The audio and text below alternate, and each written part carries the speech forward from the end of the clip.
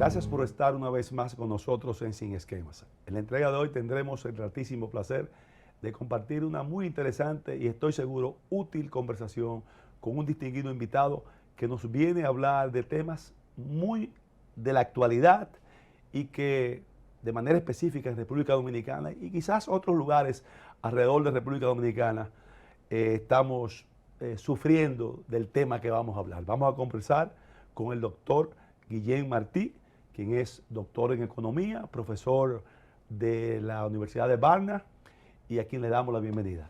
Muchas gracias, gracias por invitarme a este espacio.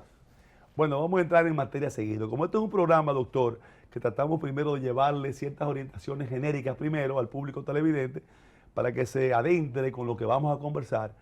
¿Qué es lo que en sí es el sargazo? Vamos a entrar con ese tema. Sargazo es un alga que seguro todos, por desgracia, aquí han visto, que tiene la particularidad de que vive en la superficie, es decir, su estado natural es flotar en mar abierto, no está amarrada al suelo como otras algas.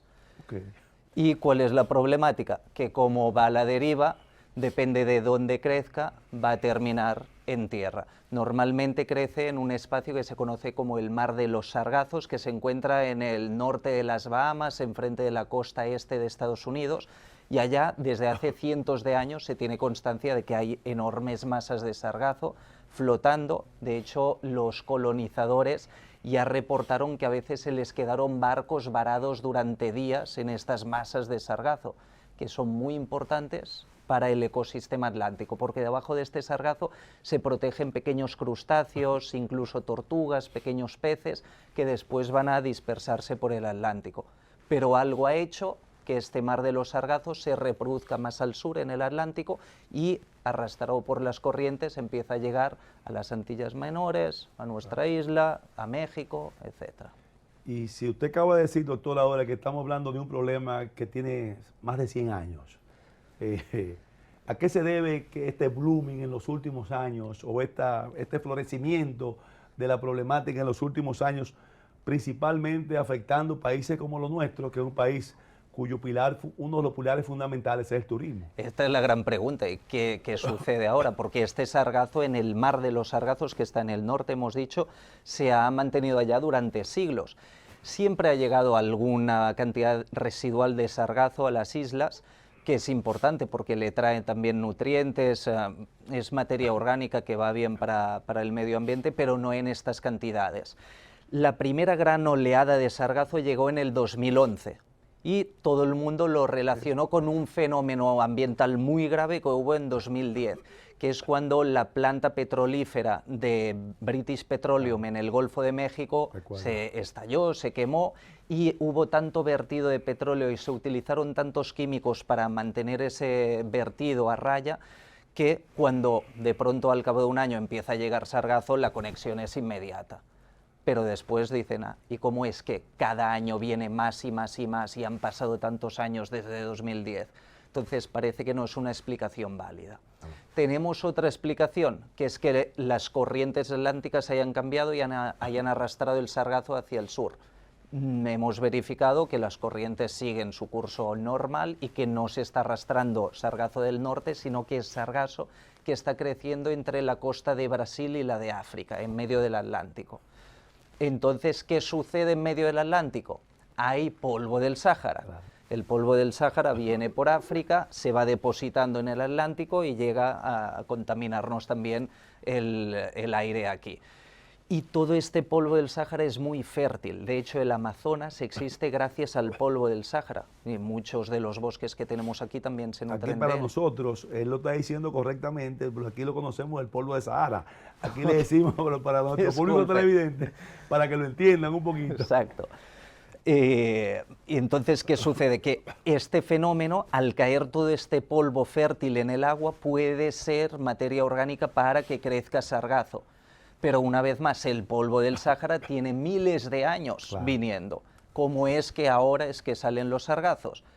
Otra explicación es el aumento de las temperaturas y de la acidez del océano. Entonces, más CO2, más temperatura y océanos más ácidos son un buen elemento de cultivo para las algas.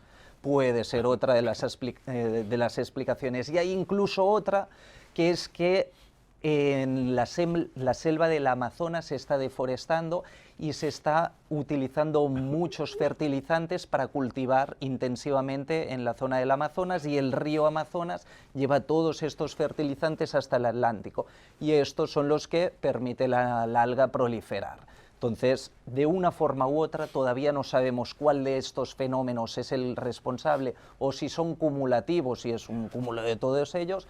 Está creciendo sargazo en el Atlántico y la corriente atlántica lo trae a las islas del Caribe. Y de toda esa matriz, doctor, de factores que han incidido en que esta problemática se vaya, vamos a decir, volviendo más fuerte, y si tomamos en cuenta lo que señaló al principio, que no todo es negativo de la parte del sargazo, del sargazo, porque usted bien señala, y nosotros también conocemos, de que el mismo también tiene elementos de protección del sistema, del ecosistema. ¿Hasta qué punto esos factores que usted señala hacen que la parte, vamos a decir, positiva o no positiva, vamos a decir, útil en materia de ecosistema, puede ser valorada, puede ser tomada en cuenta para no satanizar de manera total el problema de sargazo? La cantidad en la que llega no es sana para ningún elemento del entorno. Primero, porque aunque sirva de plataforma para que animales vivan de su protección, claro, si termina la deriva, todos estos animales que viven en el sargazo mueren también en la orilla. Cuando llega tanto sargazo y se acumula en las playas, dificulta la anidación de las tortugas, por ejemplo, claro, y también dificulta que penetre la luz del sol en los arrecifes, y los corales necesitan la luz solar para vivir. Entonces los asfixia, tanto porque no les deja luz como porque les genera un exceso de acidez en el agua. Entonces los corales no pueden sobrevivir, no trae ningún gran beneficio realmente. O sea que al final de cuentas... el sargazo en esta cantidad no es bueno para nadie. Bien. Usted sabe que tiene ya viviendo aquí varios años en República Dominicana. Correcto. Y uno de nuestros pilares junto a nuestras exportaciones, a nuestras minas, es el sector turístico. Y lógicamente cada día o cada determinados años en los últimos nos hemos visto afectados fuertemente por esta problemática, al punto de que aún invirtiéndose cifras millonarias en resolver el problema, vamos a decir, no de la raíz, porque no podemos resolverlo de la raíz en cierta forma, a menos de algo que vamos a hablar más luego, sino lo que hacemos aquí principalmente es limpiar. Correcto. ¿De qué manera ese impacto en el turismo? Definitivamente la solución que tenemos en la mano en países como los nuestros es la limpieza, únicamente. Hay que atacar el problema, evidentemente lograr que el turista goce del sargazo, esto no creo que lo logremos. Pero... O sea, lo inmediato es como el que tiene un cáncer, hay que atender el cáncer primero, después pensar en las otras cosas. Entonces, ¿cómo limpiamos? Es la gran pregunta. Lo primero que sucede es que el sargazo empieza a llegar a las playas y una vez en la playa lo recogemos. La primera reacción fue... El olor también, terrible. El olor, el sargazo en sí no es... no desprende. No crea urticaria, pero hay elementos asociados y algunas bacterias que viven en el sargazo que sí te pueden generar urticaria. Entonces, tienen que tener... ¿La parte respiratoria? La parte respiratoria, se han llegado a detectar problemas de gente que tiene asma o algunas dificultades respiratorias, y la putrefacción del alga emite unos gases que, si está muy expuesta esta persona, puede generarle alguna dificultad. Pero sobre todo la incomodidad de que es feo, porque uno se puede bañar allá y no pasa nada, pero claro, el turista viene a Dominicana buscando playas cristalinas y de arena blanca. Sí, hay elementos ahí en tres áreas. Lo primero es la vista. Cuando usted llega a una playa, vendiéndote un país como efectivamente el nuestro, que tiene bellezas de playa, y tú te encuentras con ese panorama enfrente a la playa, pero si eso le agrega lo que tú señalaste del olor, y si le agrega también el tacto, o sea, son varias cosas. Entonces, ¿qué es lo primero que se hizo? Recoger el sargazo que llegaba a la playa. Pero enseguida se detectó que es una solución muy deficiente, porque cada vez que rastrillamos la playa nos llevamos arena. Y la arena no es infinita, la arena es muy preciada en las playas. De hecho, muchas de estas playas donde van los turistas son artificiales y cuesta un saco de arena un dinero. Entonces no podemos estar retirando arena con el sargazo. Empezamos sí, cuando llega ya a la playa ya está mezclada con la arena y no hay forma de tú apartarla en el agua, es cuando llega. Y llega constantemente y necesitaban un ejército de jardineros sacando el sargazo. Entonces se ponen máquinas pesadas, tractores, excavadoras para retirar en la mañana todo el sargazo. ¿Qué pasaba? Se llevaban todavía más cantidad de arena y además compactan la arena bajo su peso, lo cual dificulta también tema de anidamientos de ciertos animales y presiona la arena hacia la playa, hacia el agua. Entonces tampoco es bueno. Se detectó así uno de los placeres del turista también es caminar por la arena, claro, y sentir la arena. Llegas allá y está lleno de roderas de carro con todas las gomas marcadas, eso es feo, no, nadie quiere esto. Y entonces se identificó que no podemos dejar que el sargazo llegue a la arena. Si el sargazo llega a la arena, hemos perdido la lucha. Y es cuando se empiezan a diseñar barreras, algunas rudimentarias, inspiradas la mayoría en las barreras que se utilizan para los vertidos de aceite y de petróleo en el mar. Pero ¿qué pasa? Que estas son demasiado blandas y el sargazo llega a pasar por arriba, porque no se comporta como un fluido. Entonces empiezan a diseñar barreras con una pequeña mampara, una mallita, por abajo también, para que no pasen. Tenemos que tener cuidado de que las barreras no atrapen a fauna, etc. Y la barrera impide que llegue a la arena, pero igual el sargazo destiñe y no deja que el agua sea cristalina como busca el turista, y huele igual. Y después tenemos que recogerlo para que no hunda bajo su peso a las barreras y constantemente tenemos que tener barquitos retirando el sargazo. Se han ido diseñando barcos que lo recogen más eficientemente. Que por lo general, doctor, he visto que el sistema que se utiliza para esta recolección, a menos que usted nos aclare, es un sistema en cierta forma artesanal, de mucha gente. Deben tener determinado tipo de preparación para ese trabajo, o son fácilmente habilitados a quienes se dedican a esta parte. Aquí viene un punto muy interesante, que es cuando eres capaz como empresario de identificar las capacidades que hay en tu entorno.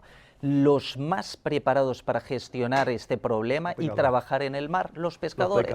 Se conocen el arrecife, saben trabajar en los botes, saben trabajar con mal tiempo, con oleaje, no se quejan. Esta gente viven para esto. Entonces, si te molesta que estén pescando enfrente de tu playa, que estén sustrayendo langostas, que estén pescando pez loro, págales para que recojan sargazo. Entonces, este trabajo lo hacen muy bien. Pero ¿qué hago con el sargazo? Una vez más, saco sacos y sacos de sargazo y no los puedo poner en el hotel porque no tengo espacio y en los jardines van a oler mal y el metro cuadrado de línea costera es muy caro como para invertir una zona grande en depositar sargazo. Entonces, en crear vertederos de sargazo, exacto. Ahí lógicamente no estamos hablando de terreno de poco valor. Exacto, que a largo plazo este sargazo termina consumiéndose y se crean montañas de arena que de pronto se pueden vender, pero claro, hay que transportarlo a un sitio donde sea barato, tenerlo durante unos años allá parado.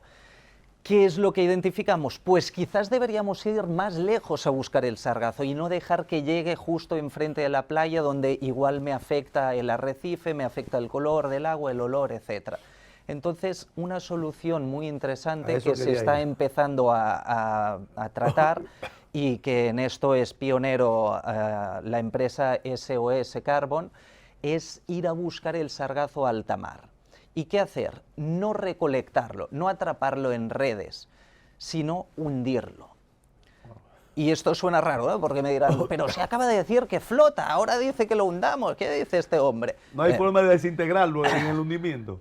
El tema es, en cierta profundidad, la flotabilidad, la capacidad de flotar de las cosas se invierte. Con el ser humano pasa igual, a los que nos gusta hacer submarinismo sabemos que a partir de cierta profundidad ya no flotamos. Y el sargazo, cuando lo hundes a más de 200 metros, deja de flotar por la presión que ejerce el agua encima de él.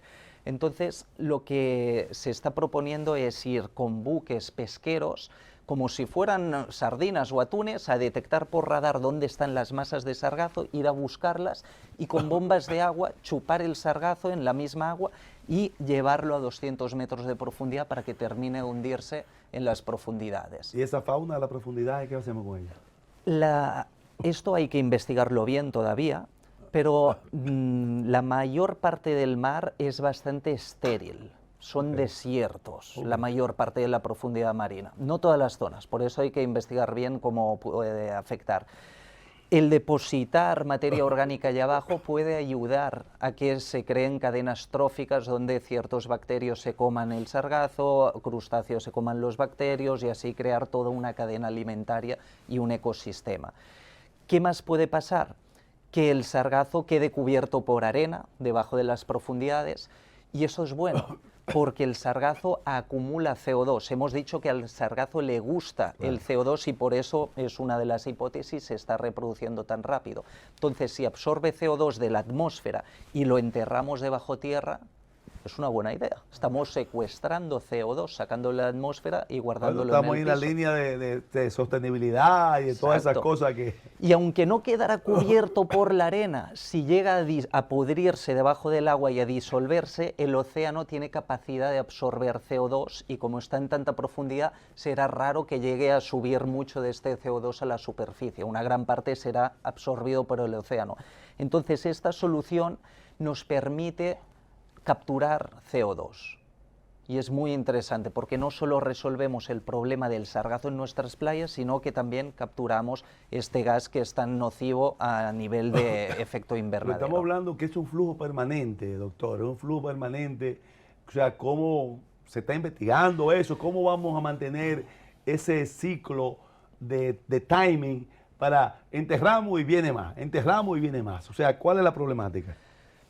Tendríamos que tener una flota pesquera. ¿Eso está mecanizado o seguirá siendo? Esto es un piloto de momento que se ha utilizado. Entonces, la idea sería desarrollar una flota pesquera a nivel de Caribe y que todos los países afectados la fondearan y con esto tener una flota que vaya a buscar por la zona donde entra en las Antillas el sargazo y estén allá preparados para ir bombeando para abajo este sargazo.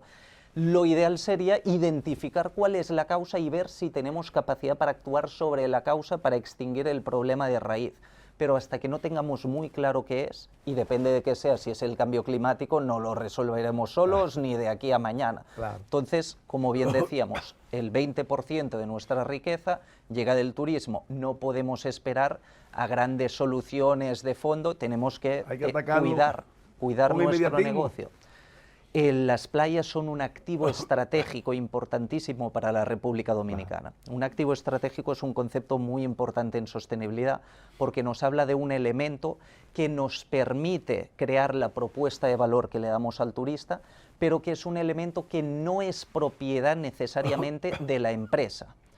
Es decir, los hoteles necesitan de la playa, del arrecife, del pez loro, para poder tener su negocio, pero no son propietarios de nada de esto. Entonces, ¿qué ocurre? Son propietarios quizás de la vía de acceso para todo el que quiere entrar. Pero no de la arena, ni del agua, ni de la arena, ni del agua.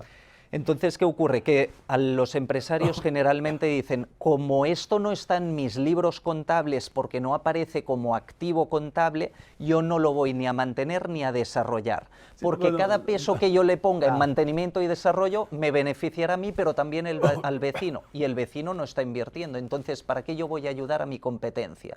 Y mientras tengamos esta mentalidad, va a costar mucho atacar los problemas ambientales. Doctor, vamos a decir, la posibilidad o el entendimiento de que para eso están los clústeres de los afectados, porque se supone que todos los que están alrededor, aparte del ciudadano que entra por una vía que no se le puede impedir que entre a la playa, todos son afectados. La cadena hotelera, no hay uno, bueno, quizás dirán ellos, bueno, tú tienes más sargazo que yo. Y en esos casos es aquel dice, bueno, ocúpate tú de tu sargazo, porque a ti que te llega más que a mí. ¿Qué pasa cuando un problema nos atañe a todos? A todo el sector hotelero, al sector turístico en general que presta servicio a los turistas. ¿Quién se tiene que encargar de esto? Bueno, el Estado. Entonces, ¿a qué llegamos? Esto es un problema nacional, que se encargue el Estado. Y el Estado tiene unos recursos muy limitados, una capacidad de acción limitada. Se ha propuesto crear una enorme barrera que ocupe todo el este. Me parece una idea un poco extremada y muy difícil de mantener, pero sería una posibilidad. Pero no podemos dejarlo todo al Estado. Lo que pasa, doctor, es que usted bien lo señala, estamos hablando del 20% de generación de riqueza, de empleo y de todo lo que indirectamente se deriva del turismo, donde el Estado, lógicamente, no solamente se ve afectado por el hecho en sí de la afección de la playa, sino se ve afectado por divisas, por balanza comercial, por mil cosas que al final de cuentas el hotelero lo sabe también eso. Correcto. Y el hotelero en ese orden, independientemente de que invierte, porque lo hace y tiene que hacerlo, pero lógicamente va a exigir del gobierno, como es normal, que el gobierno asuma la mayor responsabilidad en ese sentido. Pero fijémonos que no es un problema del hotelero, sino de todos los hoteleros que tienen playa. Y no es un problema solo de los hoteleros, sino del sector turístico. Y de rebote de todo el país, pero no solo de este país, sino de todos los que se ven afectados por el sargazo. Y no es un problema solo del sargazo. Los problemas ambientales no tienen fronteras. El sargazo no va con un pasaporte pidiendo por dónde entrar. El cambio climático no va con pasaporte, entonces no le podemos pedir la entrada a ciertos países. Se va a mover y afectarnos a todos. Y tenemos que ir desarrollando esta mentalidad de que vivimos en un mundo que es muy pequeño, que es muy vulnerable a los cambios. Entonces, tenemos que empezar a encontrar soluciones cooperativas a nivel global, no solo pensar de este hotel o el del lado, ni siquiera país, es que es un tema global y en este caso atañe sobre todo a los países del Caribe, pero tiene implicaciones que van más allá. Bien, permítanos, doctor, una breve pausa para continuar en el segundo segmento y seguir tocando estos temas. Hay otros puntos que son afectados por el sargazo y vamos a hablar de eso y continuar en una partecita adicional a esta explicación tan clara y tan llana como usted lo ha hecho a nuestro público televidente. Continuamos con nuestro distinguido invitado, el doctor Guillén Martí, quien es, como lo dijimos al principio, doctor en economía y es profesor de la Universidad de Varna. En un par de minutos.